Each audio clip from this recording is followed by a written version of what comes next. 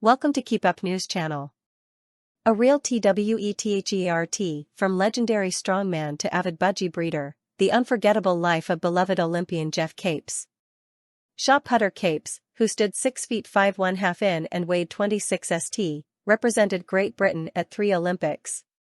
He was Commonwealth champion and European champion twice, and since 1980 has been the country's shot put record holder with a throw of 21.68 meters.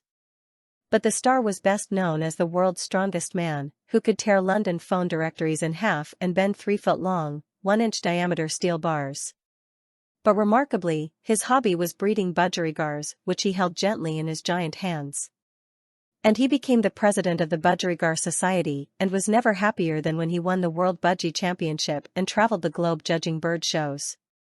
Last night, fans took to social media to pay tribute to the beloved strongman.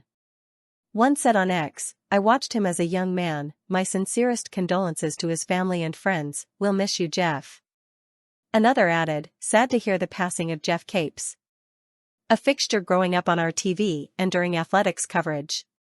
Geoffrey Lewis Capes was born in 1949 in Holbeach, Lincs, the 7th of 9 children. And trouble was never far away. He remembered, "I was a hell of a fighter as well.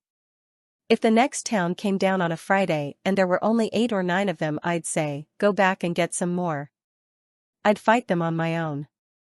I was quite quiet, but there was an inner aggression. My headmaster, a guy called Joe Fathers, took great pleasure in trying to knock it out of me. He had a choice of canes. On the last day I went into his office, I took the canes off the wall in the office in front of him and walked out." Gifted sportsman.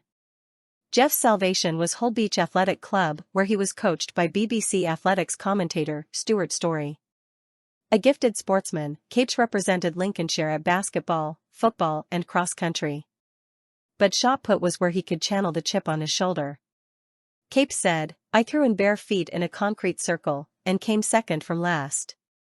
Capes would hitchhike to athletics competitions and was told by Story that he would achieve great things if he could just direct his energy.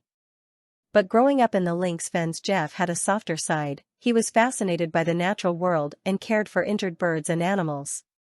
After leaving school, he worked as a coalman and an agricultural laborer before joining Cambridgeshire Constabulary in 1970. He served in the force for 10 years. He was allowed time off to compete at athletics meetings, but on a coppa's salary he could barely afford a daily diet that included 6 pounds of red meat, a dozen eggs and a large tin of baked beans. He also consumed 2 tins of pilchards, 1.5 pounds of cottage cheese, a packet of cereal, 2 large loaves of bread with a pound of butter. All washed down with a pint of orange juice and 7 pints of milk. In his last interview, he said, "I ate like AF *****ing horse. Anything I could get my hands on. But nearly all protein." Capes, who would lift 120 tons in training each week, did sponsorship deals that helped him to bypass the Olympics' strict amateur rules.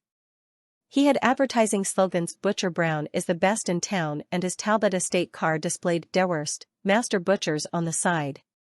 Capes went on to become the most capped British male athlete of all time, with 67 international credits, and in 1983 he was voted Britain's best ever field athlete.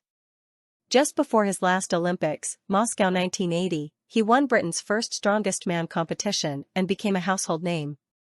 Tests of strength such as bending steel bars, lifting a platform of bunny girls, pulling lorries, arm wrestles, and tug-of-war gave the show cult status. And Capes was soon in demand for everything from 17 pantomime appearances and children's TV to performances at the London Palladium with Bobby Davro and TV ads.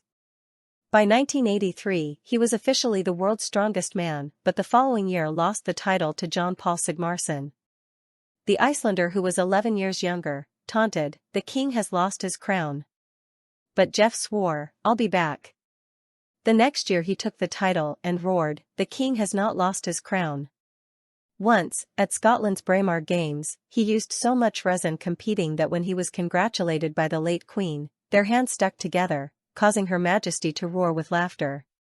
Geoff's son Lewis and daughter Emma were both shot putters, while 2 of his grandchildren, Donovan, 19, and Lawson, 15, train at the shot put ring Capes built in his home village of Stoke Rockford, Links. In a recent interview he said, "I enjoyed my life and I went around the world." How many people can say that? Source: thesun.co.uk. Please like, share and subscribe. Thank you for watching.